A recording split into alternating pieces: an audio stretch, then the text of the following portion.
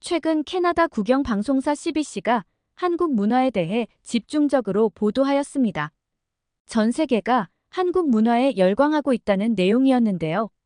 2012년 강남 스타일로 시작된 한국 문화의 세계적 인기가 지금까지 다양한 분야에서 꾸준히 성장하고 있다고 합니다. K-팝, 영화, 드라마, 음식 등 한국의 모든 것이 세계인의 관심사가 되었다는 거죠. 이런 한류 열풍은 단순한 유행을 넘어 많은 이들의 삶에 깊은 영향을 미치고 있습니다. 오늘 여러분께 소개할 캐나다 대학생 올리비아의 이야기도 그중 하나입니다. 한국 문화를 통해 인생의 전환점을 맞은 그녀의 사연을 지금부터 들어보시겠습니다.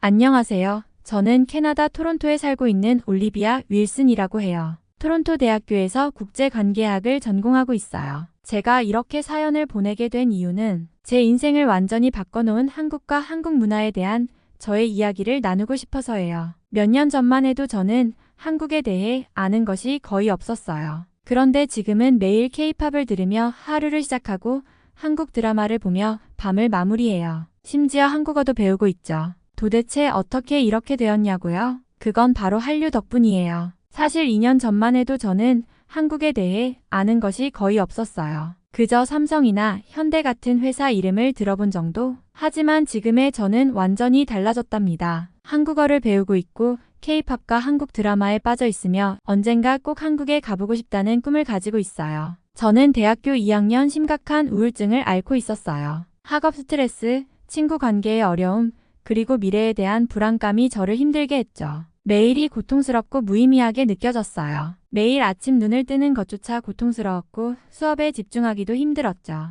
친구들과의 만남도 피하게 되었고 점점 세상과 단절되는 기분이었어요. 그러던 어느 날 우연히 유튜브에서 BTS의 봄날이라는 노래의 뮤직비디오를 보게 되었어요. 노래의 아름다운 멜로디와 뮤직비디오의 영상미에 순간 매료되었죠. 가사의 의미를 이해하지 못했지만 그들의 음악에서 묘한 위로를 받았어요. 마치 누군가가 저를 찾아오고 있다는 희망을 준 것 같았어요. 음악이 주는 위로에 대해 그전에는 한 번도 느끼지 못했었는데 우연히 들은 한국 아이돌 그룹의 노래를 듣고 뭔지 모를 위로를 느끼게 된 거예요. 저도 모르게 눈물을 흘리며 음악이 끝나고도 가만히 자리에 앉아 우두커니 앉아 있었던 기억이 나네요. 처음 느끼는 놀라운 경험이었어요. 그 후로 BTS의 다른 노래들도 찾아 듣기 시작했고 점차 K-팝의 세계에 빠져들게 되었답니다. 그 후로 K-팝을 들으면서 조금씩 변화가 생기기 시작했어요. 아침에 일어나면 가장 먼저 BTS의 밝은 노래를 틀었죠. 신나는 노래를 들으면 절로 몸이 움직이고 기분이 좋아졌어요. 춤을 따라 추면서 운동도 자연스럽게 하게 되었고 덕분에 수면 패턴도 조금씩 개선되었어요.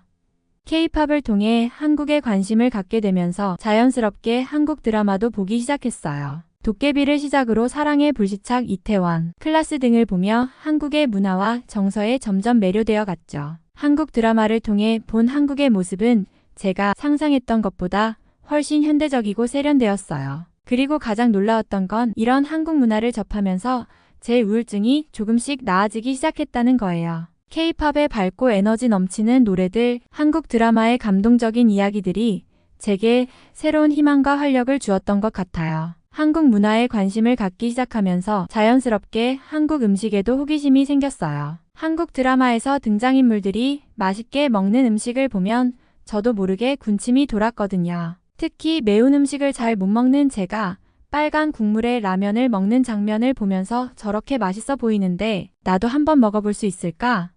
하는 생각이 들었죠. 그러던 어느 날 대학 근처를 걷다가 우연히 한 한국 식당을 발견했어요. 작은 간판에 서울키친이라고 쓰여 있었죠. 망설이다가 용기를 내어 들어갔어요. 메뉴판을 보는데 모든 게 낯설었어요. 비빔밥, 불고기, 김치찌개. 이름도 생소하고 어떤 맛일지 상상이 안 갔어요. 결국 웨이터의 추천으로 비빔밥을 주문했어요. 잠시 후 눈앞에 나타난 비빔밥은 정말 예술 작품 같았어요. 알록달록한 채소들과 고기, 달걀이 밥 위에 예쁘게 올려져 있었죠. 처음에는 어떻게 먹어야 할지 몰라 당황했지만 옆 테이블에 한국인 손님을 몰래 관찰하면서 따라 해봤어요. 고추장을 넣고 쓱쓱 비비기 시작했는데 그 순간 고소한 참기름 향이 코를 찔렀어요. 첫 입을 떴을 때의 그 맛은 지금도 잊을 수가 없어요. 고소하고 달콤하고 매콤한 맛이 조화롭게 어우러져 입안에서 춤을 추는 것 같았어요. 특히 아삭아삭한 채소의 식감과 부드러운 밥의 조화가 정말 좋았어요. 그날 이후로 저는 완전히 한국 음식의 매력에 빠져버렸어요.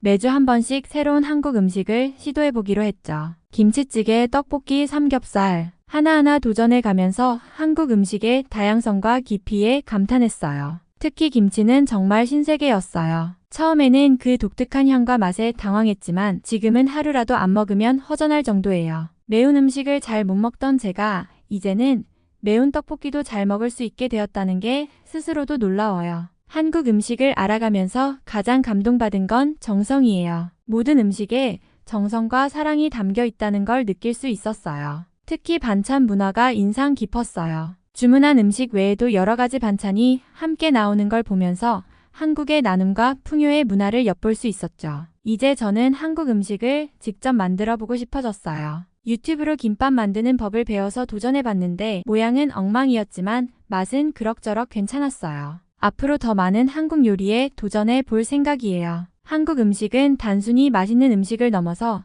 저에게 새로운 문화를 경험하는 창구가 되었어요. 음식을 통해 한국의 정서와 문화를 더 깊이 이해하게 된 것 같아요. 그리고 무엇보다 한국 음식은 제 일상에 작은 행복과 위로를 가져다 주었어요. 한국 문화에 깊이 빠져들면서 자연스럽게 한국어를 배우고 싶다는 생각이 들었어요. 제가 좋아하는 BTS 노래 가사의 의미를 이해하고 싶고 자막 없이 한국 드라마를 볼 수 있게 되면 얼마나 좋을까 하는 마음에 한국어 공부를 결심했죠. 처음에는 유튜브 영상으로 한글을 배우기 시작했어요. 한글이 과학적이고 체계적으로 만들어졌다는 사실에 깜짝 놀랐어요. 영어와는 완전히 다른 문자 체계였지만 규칙성이 있어서 생각보다 빨리 읽고 쓸 수 있게 되었죠. 하지만 문법과 어휘를 배우기 시작하면서 어려움을 겪었어요. 특히 존댓말과 반말의 구분 그리고 수많은 존경 표현은 정말 복잡했어요. 먹다라는 한 단어를 상황에 따라 먹어요, 드세요, 잡수세요 등 다양하게 표현해야 한다는 게 신기하면서도 어렵게 느껴졌죠. 그러던 어느 날 우리 학교 국제교류 프로그램을 통해 한국에서 온 교환학생 지수를 만나게 되었어요. 지수는 제가 한국어를 배우고 있다는 걸 알고 기꺼이 도와주겠다고 했죠. 우리는 일주일에 2번씩 만나 한국어 영어 언어 교환을 하기로 했어요. 지수와의 만남은 제 한국어 실력을 급속도로 향상시켰어요. 교과서로는 배울 수 없는 실제 한국인들이 쓰는 표현들을 많이 배웠죠. 예를 들어 밥 먹었어? 라는 인사가 실제로는 식사하셨어요? 처럼 식사 여부를 묻는 게 아니라 안부를 묻는 표현이라는 걸 알게 되었어요. 지수는 제게 한국 문화에 대해 많은 것을 가르쳐 주었어요. 한국의 명절 문화, 가족 관계, 학교 생활 등 제가 궁금해하던 모든 것에 대해 친절하게 설명해 주었죠. 특히 한국의 정문화에 대해 들었을 때는 정말 감동했어요. 서로를 가족처럼 아끼고 배려하는 문화가 너무 아름답게 느껴졌거든요. 지수와 함께 한국 음식점에 가서 메뉴를 한국어로 주문하는 연습도 했어요. 처음으로 비빔밥 하나 주세요 라고 말했을 때의 그 뿌듯함이란 실수도 많이 했지만 지수는 항상 격려해 주었고 덕분에 자신감을 얻을 수 있었어요. 한국어를 배우면서 가장 재미있었던 건 한국의 속담과 관용구를 배우는 거였어요. 똥 묻은 개가 겨 묻은 개, 나무란다나 원숭이도 나무에서 떨어질 때가 있다 같은 표현들이 너무 재미있었죠. 이런 표현들을 통해 한국의 지혜와 유머를 느낄 수 있었어요. 물론 한국어 공부가 항상 즐겁기만 한 건 아니에요. 때로는 너무 어려워서 포기하고 싶을 때도 있었죠. 어려운 단어들은 아직도 모르는 것들이 많고 발음도 서투르긴 해요. 하지만 K-팝 노래 가사를 조금씩 이해할 수 있게 되고 드라마의 간단한 대사들을 알아들을 수 있게 되면서 큰 성취감을 느꼈어요. 6개월 정도 지나자 제 한국 친구 지수가 교환학생 프로그램을 마치고 한국으로 돌아가게 되었어요. 공항에서 지수를 배웅하면서 제 마음이 너무 아팠어요. 지수는 제게 단순한 언어 교환 파트너 이상이었거든요. 제 인생의 중요한 친구이자 한국 문화에 살아있는 창구였죠. 지수와 헤어지고 나니 한국에 대한 그리움이 더 커졌어요. 지금까지 영상과 책으로만 보던 한국을 직접 경험하고 싶다는 열망이 강해졌죠. 그동안 배운 한국어를 실제로 사용해보고 K-드라마에서 본 장소들을 방문하고 한국의 일상을 직접 체험해보고 싶었어요. 그러던 어느 날 기적 같은 일이 일어났어요. 우리 대학에서 한국의 자매 대학과 6개월 단기 교환 프로그램을